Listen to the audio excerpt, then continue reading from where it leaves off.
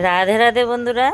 তা চলো চলো তোমাদের সাথে একটু গল্প করি, আর তার মাঝখানে আমার একটু হাতের কাজও সেরে নিই। তা তোমরা দেখতে পাচ্ছ কি কাজ করছি।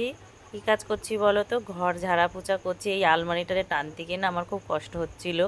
একা একা এত বড় একটা ভারী আলমারি, এর মধ্যে জামা কাপড় সব আছে, আমার টানতে অনেকটাই কষ্ট হচ্ছিল, তাও করতে হচ্ছে, কিছু করার নেই। আর আমাদের চৈত্র মাস আর ভাদ্র মাসে ঘর ঝাড়ে। তোমরা মনে করতে পারো যে চৈত্র মাসে তোমরা ঘর ঝাড়ছ। অনেকে চৈত্র মাস আর ভাদ্র মাসে ঝুল ফেলে না, আমাদের চৈত্র মাস আর ভাদ্র মাসে ঝুল ফেলতে হয়। আর তারও কারণ আছে। আমাদের চৈত্র মাসে একটুখানি ঝুলটা ঝাড়া হয়, আমাদের এখানে বড় করে শীতলা পুজো হয়। তার আগে একবারে আমরা ঘরটা ঝেড়ে নিই, চৈত্র মাসে তো ঝাড়তেই হয়, তার জন্য এই পুজোর সময় সব একেবারে ঘর দৌড় পরিষ্কার করে নিই। আর এই আলমারিটা সরাতে গিয়ে খুবই কষ্ট হচ্ছিল। তার মাঝখানে এসে দেখো আমার মেয়েটা এসে শয়তানি করতেছিল, দেখো ফোনের সামনে এসে কেমন বিরক্ত করতেছিল, আর আমি বকা দিচ্ছিলাম যে করিস না ওরকম। তা তোমরা যে যেখানেই থাকো ভালো থাকো, সুস্থ থাকো, আমার পাশে একটু থাকো, ভিডিওটা লাইক কমেন্ট শেয়ার করে দিও।